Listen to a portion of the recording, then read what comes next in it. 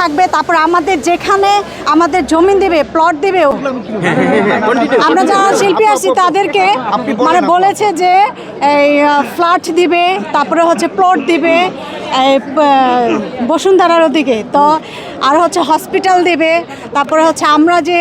অসুস্থ সিক হয়ে যাব আমাদের বাবা মা, তারপরে আমরা যারা শিল্পী আছি আমাদেরকে ট্রিটমেন্ট করবে, মানে তারপরে হচ্ছে আমরা যে অসুস্থ সিক হয়ে যাব আমাদের বাবা মা, তারপরে আমরা যারা শিল্পী আছি আমাদেরকে ট্রিটমেন্ট করবে, মানে ট্রিটমেন্টের জন্য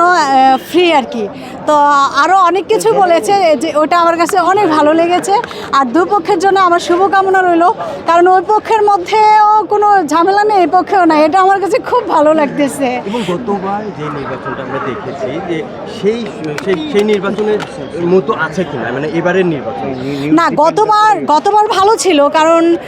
গতবার অত ছিল না, কিন্তু গতবারের আগের বার যে নির্বাচনটা হয়েছিল না, ওইটা একদম পছন্দ হয় না, কারণ কেমন যেন মানে কি যেন একটা ভয় ভয় কাজ করতেছিল, লোকজন আসতে দিচ্ছে না, তারপরে হচ্ছে মানে একদম অন্ধকার, মানে কেমন যেন একটুও ভালো লাগে নাই এবার। আর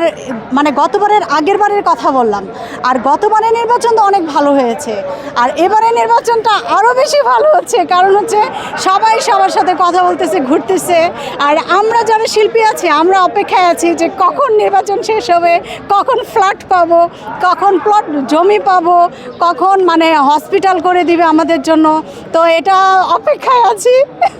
মানে জলদি নির্বাচন শেষ হবে, পরেই তো সবাই সিদ্ধান্তগুলো নেবে। এখানে মিশা ভাইয়া আছে, তারপরে হচ্ছে আমাদের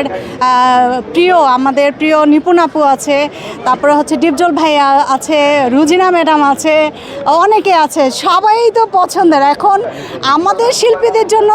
যারা করবে, কাজ করবে, তাদেরকেই আমরা চাই। ফ্ল্যাট দিবে কি বলছে? ফ্ল্যাট দিবে, এটা হচ্ছে আমাদের কলি ভাইয়া নিপুণ কলি প্যানেল থেকে বলেছে, তারপরে হচ্ছে ডিপজল মিশা ভাইয়ার প্যানেল থেকে বলেছে আমাদের হসপিটাল দিবে, তারপরে ট্রিটমেন্ট যত রকমের